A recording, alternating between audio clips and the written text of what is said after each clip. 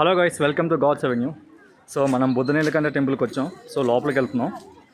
So ఇక్కడ శ్రీ మహావిష్ణువు టెంపుల్లో అంటే ఇక్కడ చాలా ఫేమస్ అయిన, సో మీరే చూద్దరు కానీ ఇక్కడ. సో బుద్ధనీలకంఠ టెంపుల్కి వచ్చాం. సో ఇక్కడ శ్రీ మహావిష్ణువు టెంపుల్, ఆయన ఇలా శయనిస్తూ ఉంటారు.